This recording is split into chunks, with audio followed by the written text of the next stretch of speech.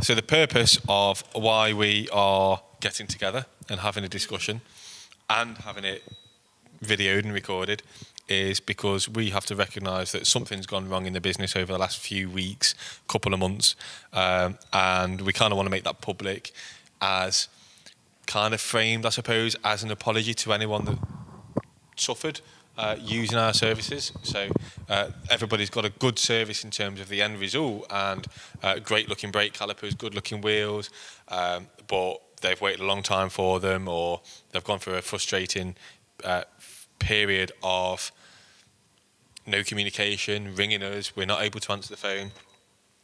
And we kind of want to say why we've gone through that, what we've done to stop that from happening, and the position we're in now and where we want to be. So if we start with how we got in that position, I think from my point of view, initially as the business owner, when we was at the old place at Chatsworth Avenue, we had a really good service that was pretty quick. The quality was where we wanted it to be. And then I had the bright idea of expanding the business, which, to be fair, I don't think anyone regrets. It's just it didn't go as well as we wanted. So we took a building on, this place, in October 2017, and I almost immediately bought about 30 grand's worth of wood, plasterboard, screws, tools, all sorts of stuff. Tried to one-man band it. I think I did a pretty good job considering it was just me. But I took my eyes off the business and neglected probably you, so the staff overall, and therefore the customers, and we started slipping. Again, as I say, we were delivering the quality, but the level of service we was giving is just deplorable. And then when we actually moved in March, which was supposed to be January, we actually moved in March, and the intention was to move into a brand new, amazing looking building so that when you walked in on your first day, clocked in, it felt like you were starting a brand new job. But what you actually moved into was an incomplete building. The offices didn't even have windows. There was only really one of them that had power. We didn't have a wheel booth. We were innocently taking on work. We were taking deposits from customers early on for wheels. And we genuinely thought we'd have everything ready, but in actuality, I took on more than I could actually deliver, and as a result, we failed massively as a business, and the customers didn't get what they were paying for, which isn't just a good result, but it's also a good result delivered in a decent amount of time. So, Mark, do you want to take over and sort of talk a little bit about where things went wrong in the office and the effect that had on customers? I think the main thing in the office for me was we knew we were behind in terms of the shop floor not being right. We weren't working at 100% productivity at the time, but we were still over-promising that we could do things in a shorter time. I think at the same time it's a little bit of naivety on the office's behalf that we could continue running to the same level as we were before, with half a building basically and not the ideal circumstances at the time. There's quite a few jobs in the first couple of weeks that we were in, I believe, which ended up piling up. Them customers did not get the communication they should have had to explain the situation to them. They should have been told from the start, look, this is what's happening, business is behind. That didn't happen through our fault, basically, but also dealing with other phone calls, so the customers chasing up and the influx of them. So we did overpromise in terms of what we could do. Instead of being completely straight with people, we never intended to lie. We didn't intend to lie to anyone, but we did overpromise and sort of sugarcoat what was going on and give people the answer that they really wanted to hear. We've learned some lessons in terms of what we need to do, what we should have done, and where we're going to go going forward. So I think from now on, straight down the line, any problems, customer gets phoned straight away and told. Customer phones up chasing, asking where's this, where's that. Straight down the line, tell them exactly where it is. It might not be what they want to hear in some cases, but in the long run, the customer will thank you for it, and it's easier on us as well. We've lost a couple members of staff, and by one of us or another, their duties have been absorbed, and more seems to be getting done now, more than ever was before. So there must be something there. Mark, you put the situation in the office perfectly. Ollie, you've touched on something that I think is becoming quite obvious. So we had double the amount of people that are here, at least actually. For every person that you have in the business,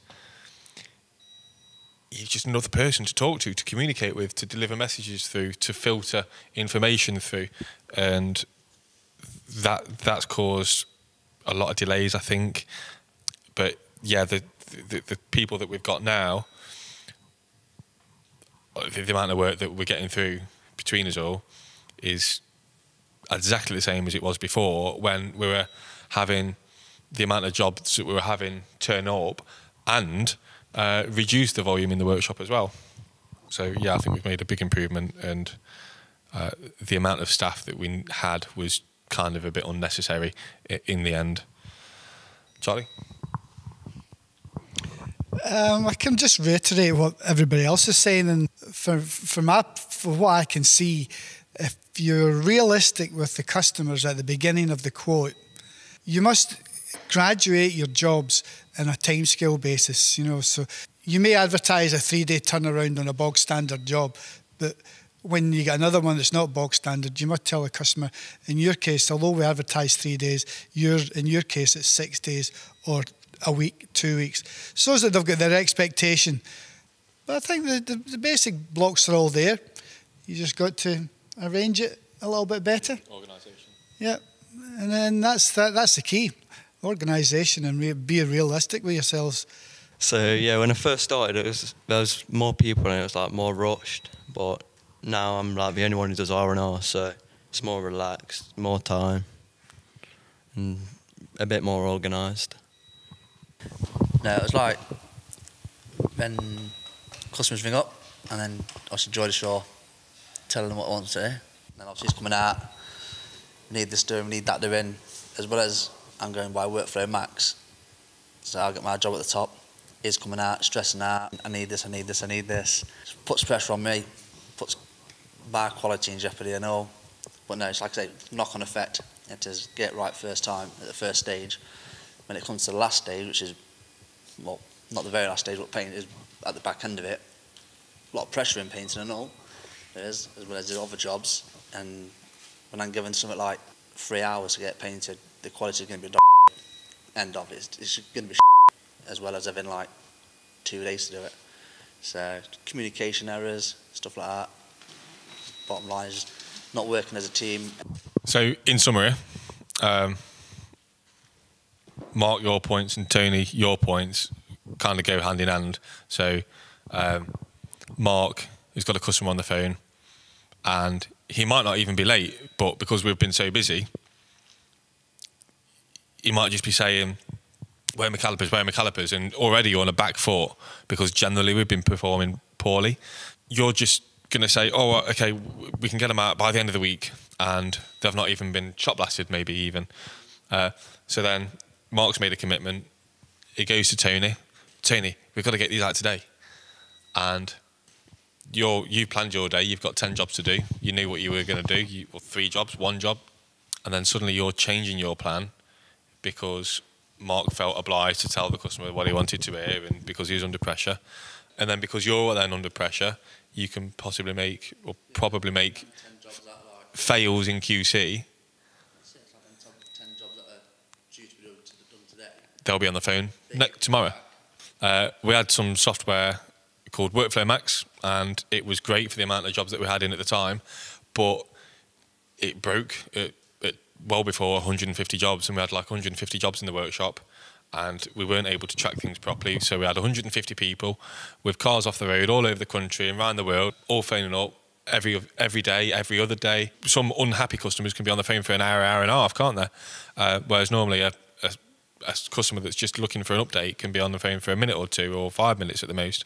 So all of a sudden, the phone lines are clogged, and you can't even dial out to phone and order some parts if we haven't got them in stock, or order some paint or whatever. We just kind of seized as a business. It was literally like we were a seized piston in a caliper. We just couldn't function. So we kind of know what went wrong. We kind of know why it went wrong. Probably mostly my fault for taking on too much and then moving into an unfinished building. So I think now we probably need to focus on what we've done about it and in summary, we closed the business down to new customers for at least 2 weeks. And so we've lost at least half a month's worth of sales / turnover to try and do the right thing for our existing customers. So we closed the business down for at least a couple of weeks, and we've really massively caught up. So we've gone from 150 jobs in the workshop to where are we now? Maybe 30 jobs. The last time we were down to 30 jobs was Christmas last year, and we were doing our turnaround times were, they were in and out within a week, weren't there? So, okay, yeah, what have we done? What have we actually done to make the place better? Streamlining. With certain people gone, I have more area now, like actual physical area within the workshop. And one of the first things I did was actually tidy up. And it's made an unbelievable amount of difference. Just as Ollie said there, the first thing I did notice was the workshop was a lot tidier. Everything was a lot more organised in terms of where parts were, where calipers were. If you ever said, where's Joe Blogg's calipers, straight away someone knew where they were. I know office-wise we brought in a new system, in the workshop as well. So all jobs are on that, so you know exactly where they are. You know how long they've been there. It has all the information that you need for every job that's in the workshop, and I'm still getting used to it because I'm new to the system, but it seems to be working pretty well, to be honest. I seem to be picking up exactly where things are. So, Trello, that's been really good. Anyone that maybe does project management stuff that might be watching this video will know what Trello is, and tracking our jobs in Trello is amazing. Just being able to take a photo of a problem that you might have, and literally 3 seconds later I can see it, is really powerful. Ordering stuff, we're solving through Trello. I started off really, really well. As soon as you put something on there, I'd kind of ordered it before you come in and said, have you ordered it? And I'd be like, yeah, I've done it. I think fundamentally the biggest thing is that we shut for 2 weeks and we've gone from 150 jobs to sub 30. But to sort of summarise for me where we are now as a business, as far as the customers are concerned, and us, is I think, one, we've got a much happier workforce. Everyone's gelling together. It's more like a power team rather than a bunch of people. You are owning your jobs. You're really owning your areas of responsibility. And I've not seen that over the last, since February, maybe, when we started moving out of the old place. And obviously it's from March really that things have proper gone downhill.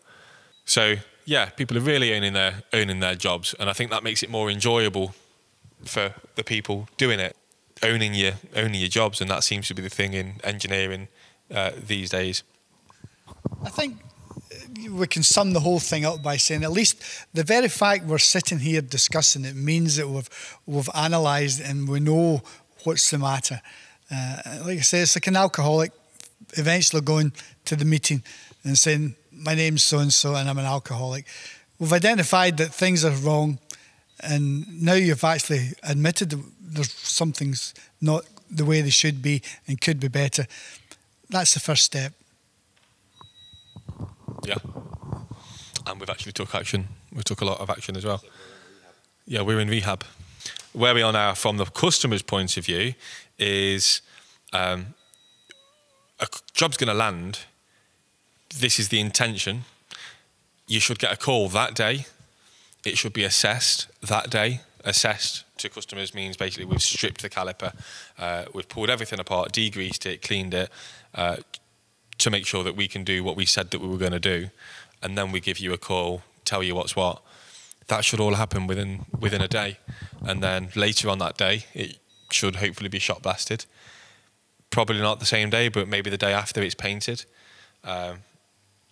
Maybe the day after that it's on rebuild, pressure test. The intention is to have, by January 2019, is to have a next day turnaround. That's massively ambitious. We're not going to achieve that with certain jobs like Porsche 930. They're a nightmare. We can sometimes wait 4, 5, 6, 7, 8 weeks to get parts from Germany. You're not going to get a next day turnaround time. We're never going to achieve that. So I've got a theory. It's pretty cool. I like this. I'm happy with this theory. So it's a triangle of quality. In order to achieve quality, you've got to have the intention, the ability/skill, and then the third one is the equipment. So, for example, we're trying to paint a set of Akibonos from a McLaren P1 with a Halfords paint kit and a pickaxe and a Brillo pad.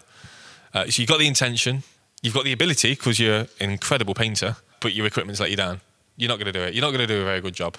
So now you have got a really good job. You've got our paint guns, you've got the incredible booth that we've got, and you've got the ability, but you can't be arsed, or you just don't like your job.